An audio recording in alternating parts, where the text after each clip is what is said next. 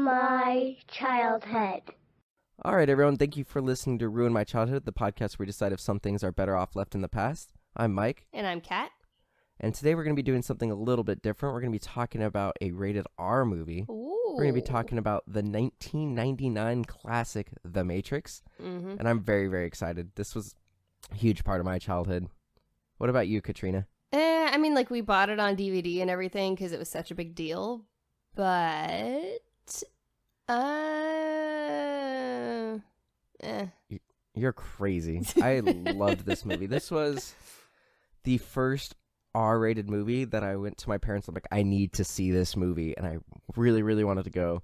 Unfortunately, I did not get to see this on the big screen, but I think it was on my sixth birthday, like my birthday during my 6th grade. So I think I was like turning 11. I had like a party, and I was able to rent a bunch of movies, and I made a point to rent this, and then it quickly became my favorite movie. I watched this movie. I think I got it for Christmas that year, and I watched this movie all the time on VHS, and then I rebought it on DVD, and I rebought it on Blu-ray. It's been a few years since I've watched it, but I love this movie. yeah. Pop culture phenomena that this movie was. This movie was spoofed, like, I can't tell you how many times, like, easily 20 to 30 times. Like, Shrek spoofed it, Scary Movie, like, every movie spoofed this movie somehow. Like, video games changed because of it. They added, like, the slow-motion bullet time to almost every video game in the early 2000s. Like, this movie had far-reaching effects. Like, there's nothing that it didn't affect. It permeated pop culture. Like, just like crazy. Like, totally. Its stink got all over pop culture. And then it was like the resurgence of lots of people. I mean, you got Keanu Reeves blew up again after this. You had Lawrence Fishburne was never more popular. Which is hilarious because I remember this being one of Keanu Reeves' weaker performances. It definitely wasn't. Would like to say I'm a connoisseur of Keanu Reeves. And this is a Keanu-saur. A Keanu-saur? Damn, that was good. This was one of his better performances, I think. I think this was, compared to Point Break, significantly better than Point Break. And Point Break's one of my favorite movies. I think a lot of things are significantly better than Point Break. I'm not going to say that's true. I covered Point Break for Remake Rewind, and I've still watched it 2 or 3 times since. Uh-huh. I love that movie, and how dare you speak ill of it. In terms of, like, Speed, I'd say he's better in this than Speed, which is his other kind of, like, action movie. I mean, you're just throwing out movies at this point. Significantly better than him in the Dracula movie, where he did a really terrible accent. He's in a Dracula movie where he does an accent? Oh my god, I need to watch this. We should watch it. I think we should watch that instead of The Matrix. Well, no, we're going to watch The Matrix because it's amazing. Let's just go watch it, and we'll get back to talking about it. Let's rip it off like a Band-Aid. Yeah, it's really great. It's one of those, like, awesome Band-Aids that you rip off, and you're just like, this is great. Should have done this a long time ago. All right, let's just go watch it. All right. I know Kung Fu. Show me. Mr. Anderson. What is he doing? He's beginning to believe. Do not try and bend the spoon. That's impossible. Instead, only try to realize the truth. What truth? There is no spoon. Whoa. Human beings are a disease. I'm gonna enjoy watching you die. Mr. Anderson. Only human. Dodge this.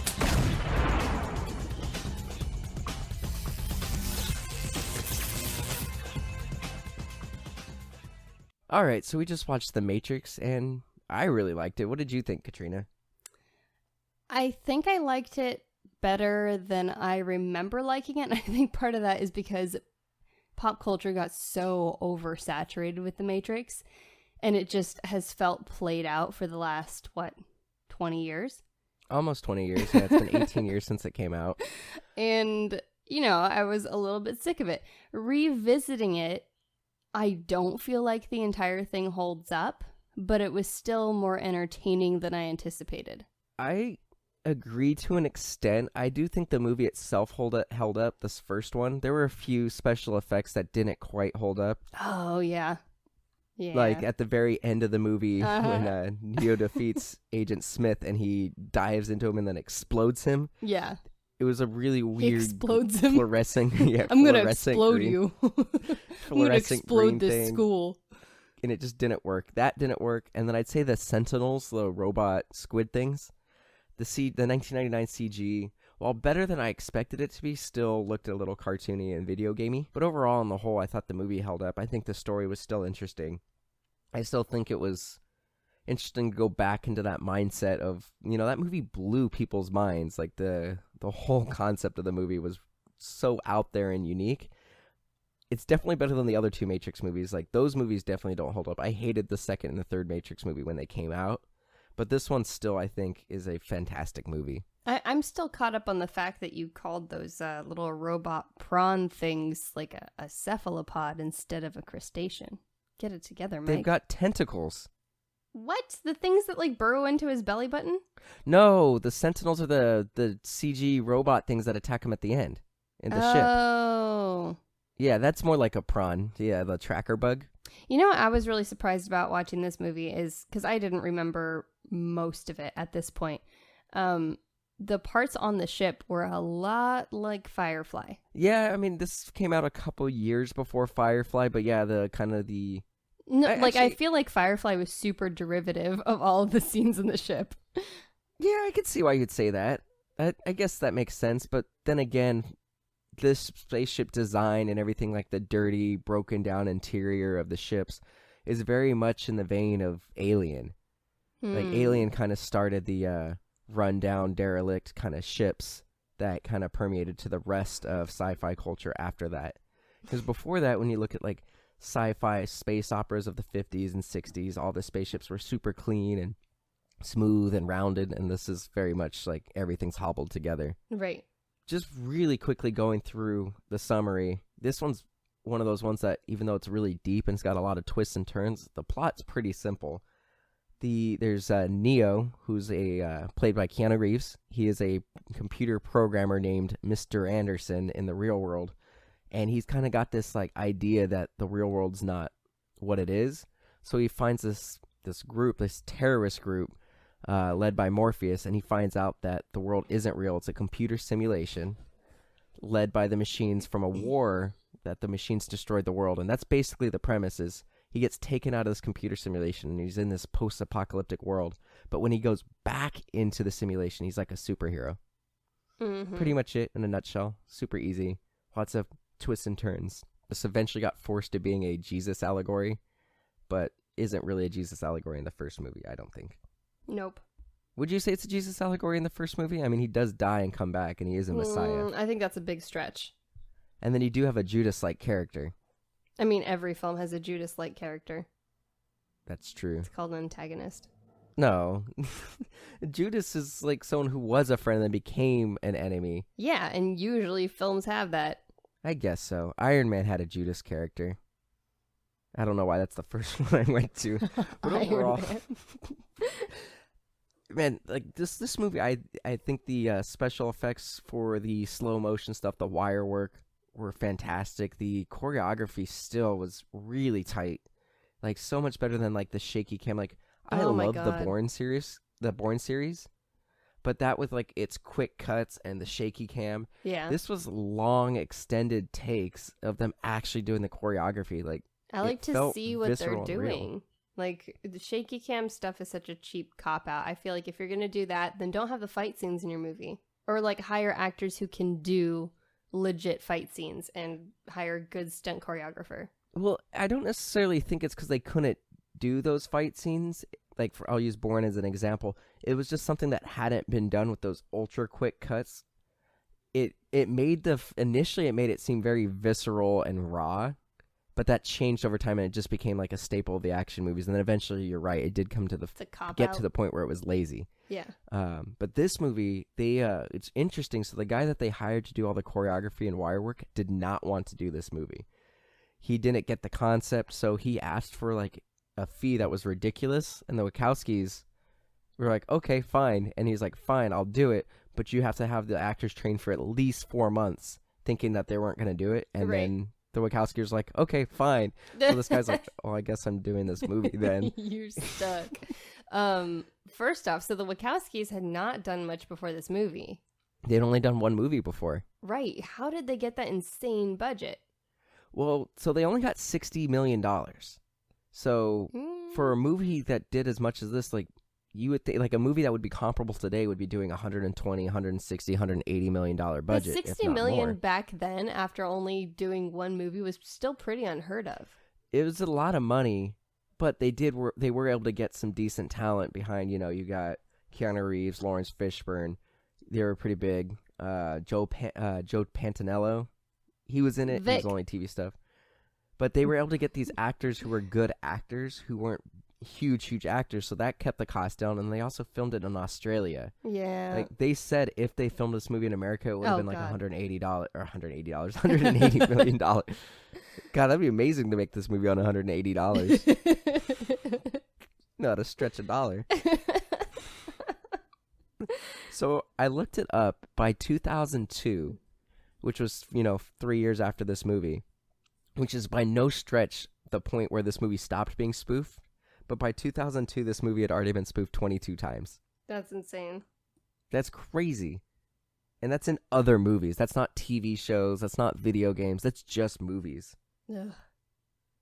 And then Talk about oh. oversaturation. Like, I really do think that pop culture is a culprit behind me being, like, disenchanted with The Matrix.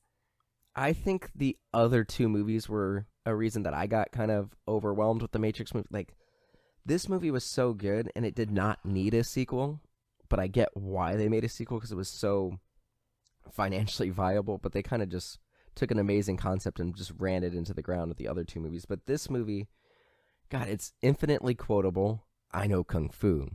Whoa. Show me. I know Kung Fu. I hate that line so much. Oh, it's so great. It's like a showcase of bad line delivery on Keanu's part.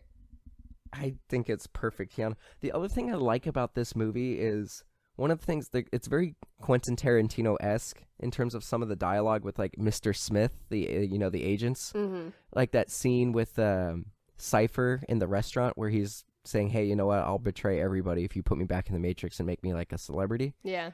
The dialogue is so good, and the way the lines are delivered by these more veteran actors is really, really good. And I think they toe that line between it being pretentious. Like some Quentin Tarantino movies, those dialogue scenes go on for so long, and like they don't talk how people actually like speak in real life. Yeah. And just comes off pretentious, like, look how smart I am, look how many words I know.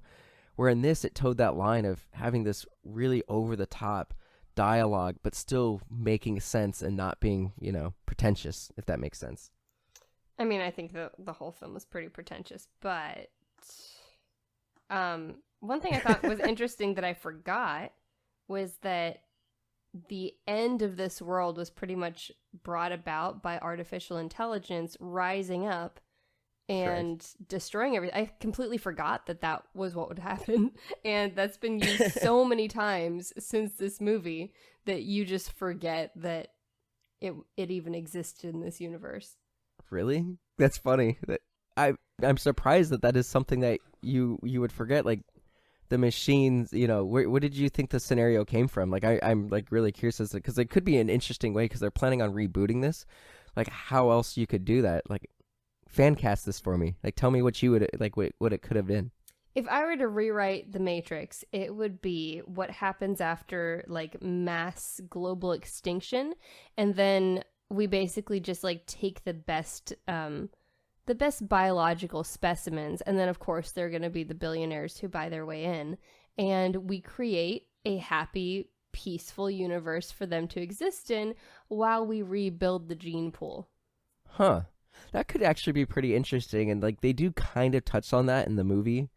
There's a point where Mr. Smith is telling Neo that the original Matrix was a utopia, but it just didn't work because people need that. They need a little bit of conflict to get through the day kind of thing. Utopia. That's a better word for a happy-go-lucky universe. But like, actually, I really like your kind of scenario, that could be an interesting way of setting that up. It's very similar to that movie Surrogates with why can't I think of his name right now? From Die Hard. Bruce Willis. From Die Hard. But yeah, there's a very similar movie. Well, it's not a similar movie. There's a movie called Surrogates where the rich people pay to have their like minds put in these robots that are younger and attractive and stuff, so they can live what they think is more fulfilling lives, as they're just like getting fat and stuff in their closets. It's weird. Sounds like a very fulfilling life. Right? But I actually do really like that scenario that you set up. That could be an interesting way if they wanted to do a full-on reboot. Because right now they're talking about either doing a reboot or having like a prequel series with a young Morpheus. No, thanks. What if they got Michael B. Jordan in it? Michael B. Jordan's great. I do like Michael B. Jordan, but no. Yeah. I don't think this is a series that needs to be rebooted or remade, but I do love this world. Like the combat scene, like the ending scene, like the last 15 minutes where Neo gets that confidence where he decides, I'm going to stand up, I'm going to fight this agent. And that fight in that subway is brutal. And then he kind of kills him once with the train, and then he's running around, and then just that world would be so scary, knowing that any person can be turned into an agent at any time. So he's running through this like really crowded market, and just agents are popping up everywhere. Like the agents, all they have to do is find someone who has seen you, and then they can take over. So really any person at any time could become an agent, and you're not safe in this world at any time. Like that would be nerve-wracking ever going into this universe. That's nerve-wracking, but also at the same time, like, what are you doing wrong that they're going to find you? Well, the thing is, you know, these smaller, they kind of point out at one point that they underestimated Neo, and if they didn't underestimate him, he would have died before they rescued him, got him out of the Matrix. So like these Trinity people, the people that they don't perceive as a big threat, but Neo could never, after this point, go into the Matrix without them specifically looking for him. So if they just set an algorithm, just be like, if anybody sees this person, an agent swarm, like, luckily Neo's the one and he can fight agents at that point. But prior to that, like if he just kind of survived and got out, he would never be able to go into the Matrix again. Right. So that's one of those things I really liked about this movie is you're never safe if you're somebody that the machines are looking for. So I thought that was another interesting dynamic of this movie, that while you could go in there and be basically a superhero, unless you're the one who can fight these agents, you could be killed at any moment if an agent just pops in. Yeah. So that's like that sense of the detail they make in this world and put all these intricacies. Like I don't really know what I'm trying to say. It's just they put so much detail into this first run of this movie. I think it's brilliant how much the Wachowskis did. Like they worked on this script for like 5 or 6 years before this movie got made. Right. And I do think it's interesting, though, that they thought up all of this technology, and then in the beginning of the film, someone shows up to buy a mini disc. Like it's right. odd to me that they did not see where technology was going and didn't think to just like make something look like a freaking computer chip, and just be like, oh, all the information's in here, you know?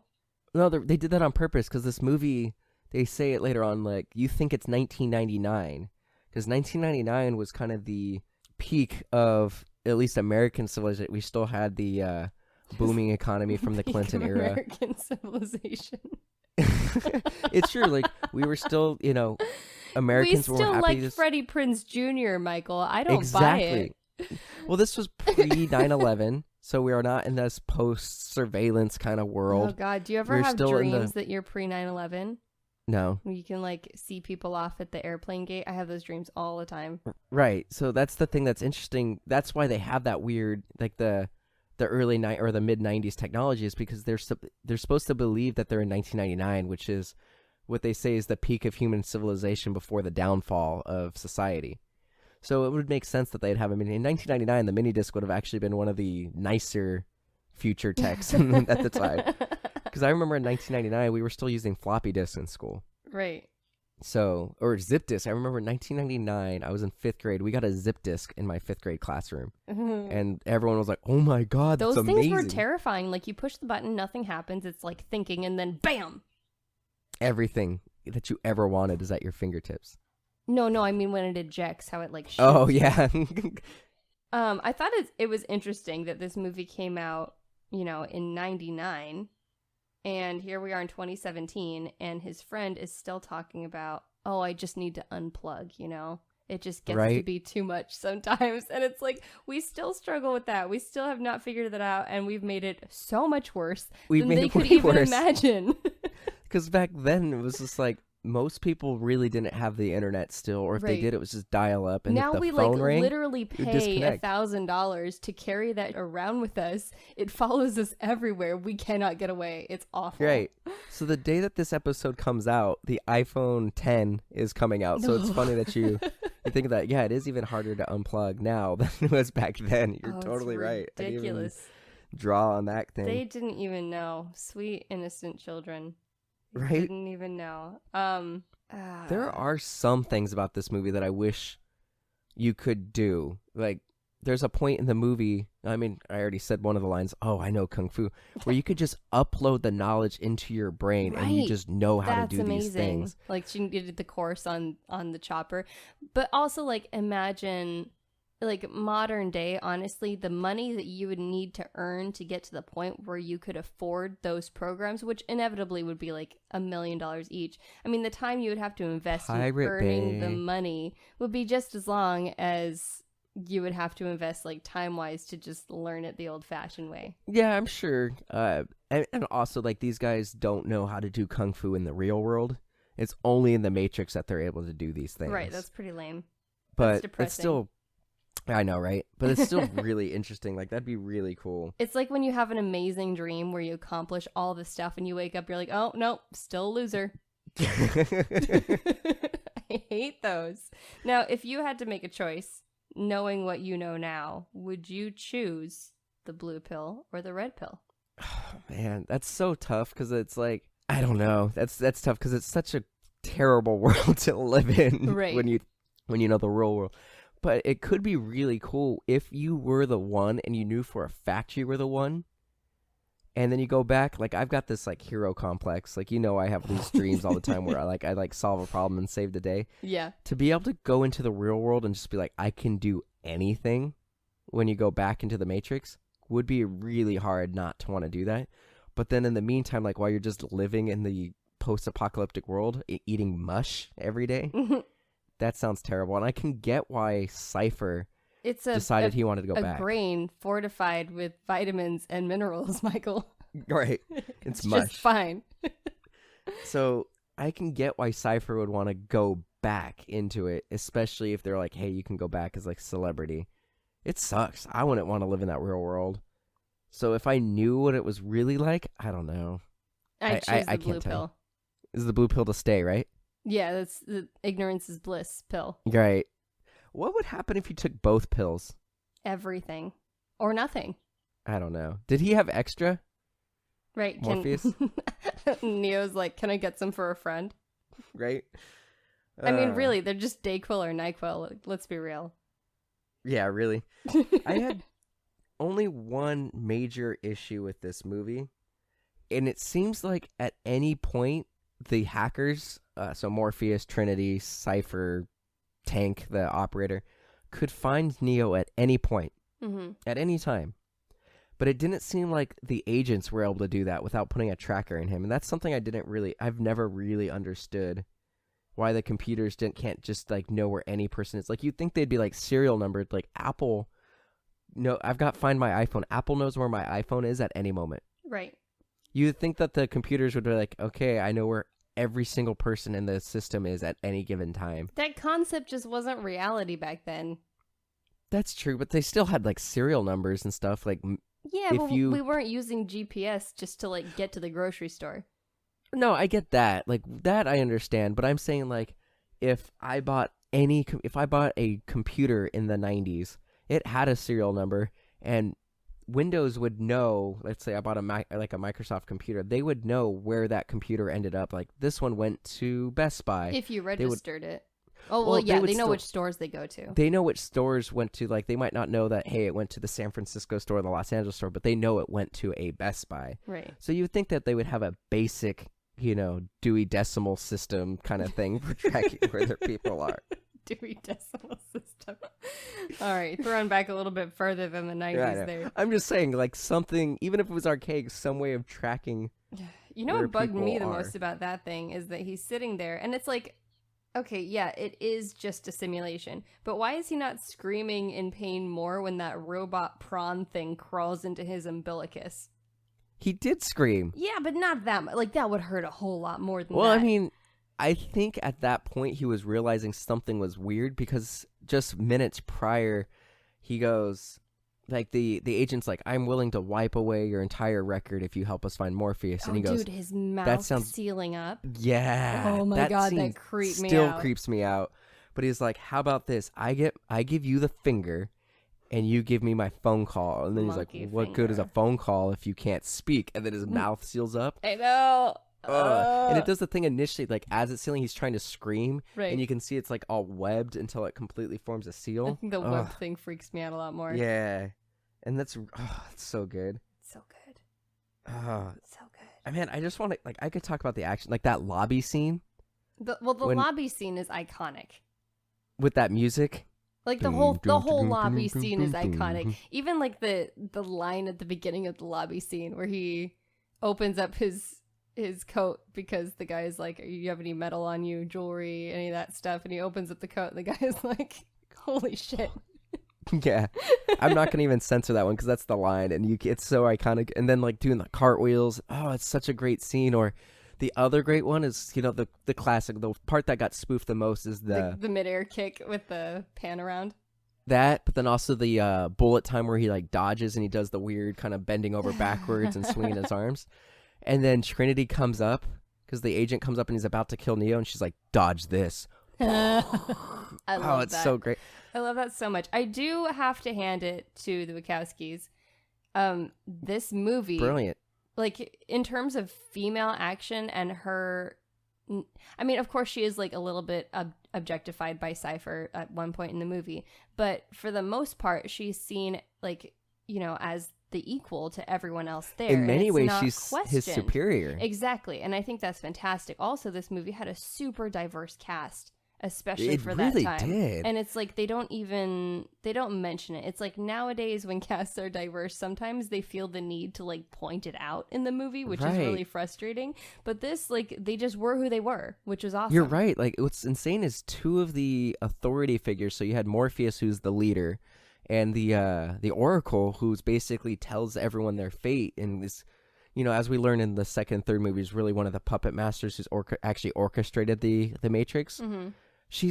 Both of them are black actors. It's actually really amazing that the two authority figures in the movie were black. That's actually really, really interesting, especially in the 90s. You're right. They totally would have pointed that out in the past. At one point, they really wanted Will Smith to do this movie, but he turned it down. Oh God, can you And he imagine did if Wild it was Wild just West. like bowing down to Will Smith the whole time? Well, this was before he was he was in the midst of blowing up. Like, this was pre-Wild Wild West. Like, he chose to do Wild Wild West over this. Interesting. At one point, they really wanted Brad Pitt. The studio wanted Brad Pitt, but he turned it down. I they could also see Brad wanted- Pitt more than what's his face. I could see Brad Pitt doing it. I don't see him doing the kung fu stuff as much. Val Kilmer was also considered. Val Kilmer, and then Johnny Depp was who the Wachowskis wanted. Oh no. What's weird is to get the role, the Wachowskis made them read these weird philosophy books, and you had to basically be able to explain the philosophy books before you were able to get cast. Oh my God, what a pain. Right. Like, as an actor, like, I've got so much other, like, better stuff to do with my time. Then to read. Yes. Philosophy. I mean, come on. Right. Well, the other thing that was interesting about this movie is a lot of people passed on this movie because they didn't understand it. I could see how, like, it can be really difficult, especially when everything is just, like, laid out on the paper, because you have the lines, and you also do have, like, the stage direction, like, the basic stage direction. But until it's created by all these And you different see people, it. right? And when you're reading a script, you're kind of focusing on your own character's lines. You're not getting all of the inflection and the signals that another actor will give you. Well, then So also you can just- say, like, Oh, well, I understood it the first time I watched it, but reading it in the script and trying to understand it is a million times harder than trying to understand the movie. Well, just for, like, you've never been in anything like this big, but you've had me read a couple scripts for you, help you with auditions and stuff. And there's times where I'm like, I really don't get this, but then you Right. see the final thing, you're like, oh, okay, I get it now. It makes sense now. But a lot of actors turn this movie down. I think even it's funny, he's famous for doing this, but Sean Connery, at one point they wanted him to be Morpheus, and he turned it down because he didn't understand. Lazy. He didn't understand. Well, he's also super old and British, so he doesn't get new wave interesting things. But he turned down the Morpheus role, and then this movie blew up, and then he turned down being Gandalf in Lord of the Rings because he didn't really understand it. So that's why he did the League of Extraordinary Gentlemen. He's like, I don't understand this movie, so it's probably going to be a hit. And then he retired. That's hilarious. I've got a couple questions. All right, shoot. That were not explained. When they're in those little goop pod uterus things, yes, that all the humans are kept in, do they develop alopecia? Yeah, because they're completely bald. He had no Right. eyebrows, nothing. Which is odd because you'd think that they would be just completely covered in just completely matted in hair. Well, no, just the little peach fuzz that babies are covered in when they're born. Right. Yeah, I don't know. That would make more sense to me, but he's got no eyebrows, no hair. There's a point that you see he's got a Ken doll. Right, he's falling out of that thing and he's all hairless and he just has the Ken doll bump instead of gonads. Right. Do they lose their nads because they don't need to reproduce anymore? Also, nah. So the plug things. I understand the whole plug at the base of the skull. That makes sense for plugging into the matrix, but right. The rest of them all over the body just seem completely pointless because... No, it's for food and siphoning the heat out. No, that's stupid. If they're growing in those pod things and they have not been moved yet, so they're just fresh, in their little uterus things. A human fetus is grown with just the umbilical cord. So why can these things not just be grown, or this new version of humans not just be grown through some kind of massive placenta type thing and an umbilical cord? It doesn't make sense that you would have to have all these different plugs all over the body. And you could say, okay, maybe it's for muscle stimulation or whatever, but when he comes out, he hasn't used his muscles before, so they're they have underdeveloped. To do all the acupuncture and everything. Yeah, he can't move or anything. So, why do they need these plugs? Because theoretically, if you can plug into the brain and make the brain think that muscle is moving, that's just as good as it moving. You can cut off a person's limb and they're still going to have phantom pains because the brain is still imagining that limb is there. People can dream after they've had limbs amputated and they can still feel their legs in their dreams, Right. It just seemed like the plugs all over the body, everywhere except for the base of the skull, were completely pointless, and I don't understand why they were in the movie. I'm sure that it was for aesthetic purposes to look cool. I think the other thing is you'd probably say that some of them are for vitals, monitoring vitals. Some of them could be siphoning heat. Some of them could be any number of things. I don't know. That's just silly. Take someone's pulse. How hard is it? Robots don't have feelings. They can't feel the pulse. I'm pretty sure they can, considering in the hospital your pulse is monitored by a robot. And can we talk about how great Hugo Weaving is in this movie? No. Okay. He's pretty great, though. And he was so young. He looked so different in this movie. But what kind of a swerve was that? I had other things on topic. Oh, I'm sorry. I thought you were done. Oh, Hugo Weaving. Go ahead. I'm sorry, honey. I was just really excited to talk about Hugo Weaving. I was looking at my notes. Okay, so after Neo comes out of his little slimy pod thing, he needs what looks like a ton of really aggressive acupuncture.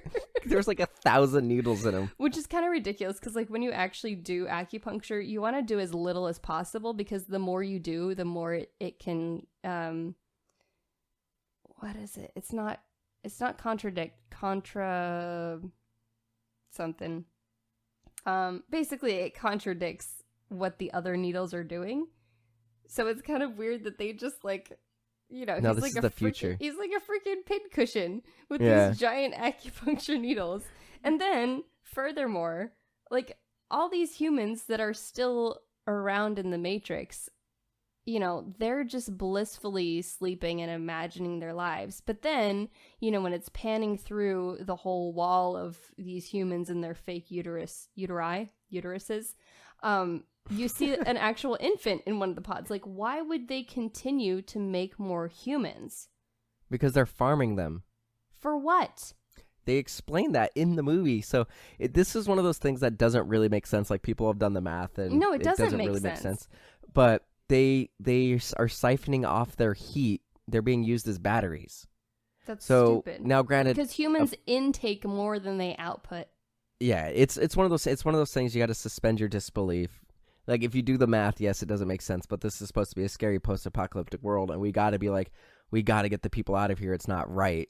You know, they're slaves, and that drives the rest of the trilogy and the Animatrix and all the video games that came out with it. It's one of those things you just have to. There's got to be a reason why people are around it in the Matrix. It's stupid. It doesn't make any sense. Like, the robots took over. They needed to incapacitate the humans to subdue them. But you would think that the robots, with all the knowledge that they have, would know that it's so much easier to just incapacitate the humans, let the last of them die off, and then use geothermal heat. Well, that's the thing that ended up happening. So you get a little bit more into. So it was actually the humans that destroyed the world. So the machines were running off of solar energy. So the humans, as a last-ditch effort, like, put off a bunch of nukes to try to, like, block the sun.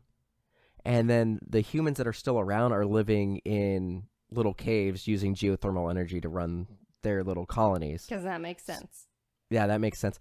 I get what you're saying. Yeah, like, even when this movie first came out, people were like, that part doesn't really make sense. But they needed to come up with some reason for the robots to keep people alive.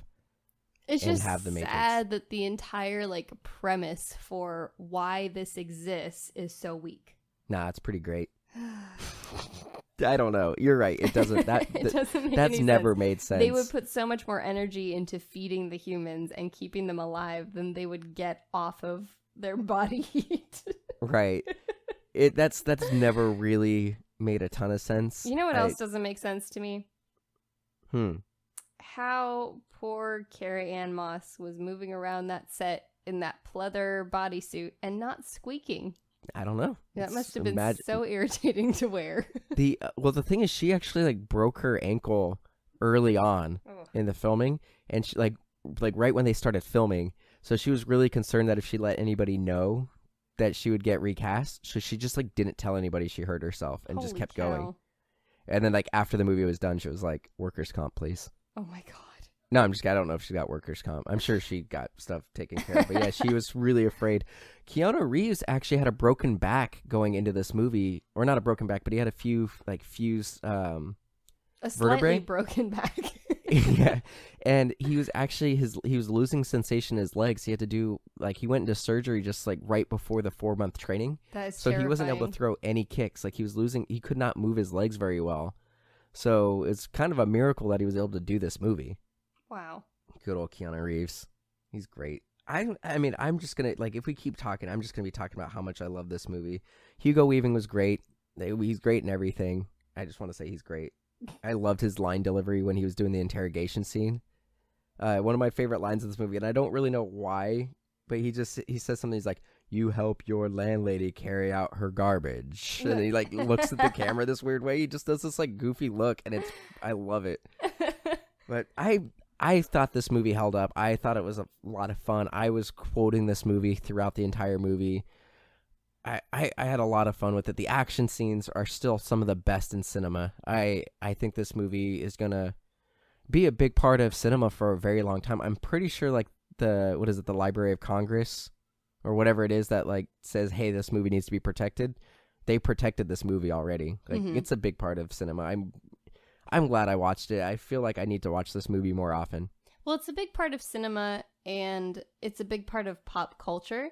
And I think revisiting it, I can appreciate it for what it was, even though I don't necessarily feel like it really holds up. And there are definitely a lot of plot holes that bother me, but it still looks fantastic. The action is still great. It's fun to revisit because it was such a big deal, and you remember as you go through it all these different things that made such a huge impact. Plus, it's got that sexy, sexy blue filter over the entire thing.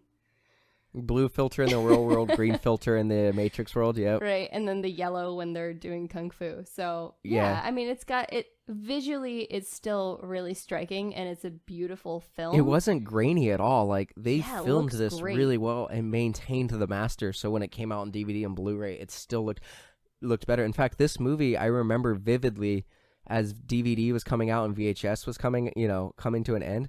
This movie, the scene where Trinity is on that like nylon strap swinging Yeah. and she hits the building, that was always the advertisement, like buy digital DVD. Right. You would always see her swing, the helicopter hitting the building, rippling. That epic shot of her swinging towards it, and then Yeah. the super awkward shot of her just kind of hanging there, struggling on the line. Bouncing. Which like made me laugh out loud when I saw it again, because I can imagine like two people sitting in a room editing this and just like watching all the takes they have of her and like, all of these look super goofy. Let's just pick one. Right.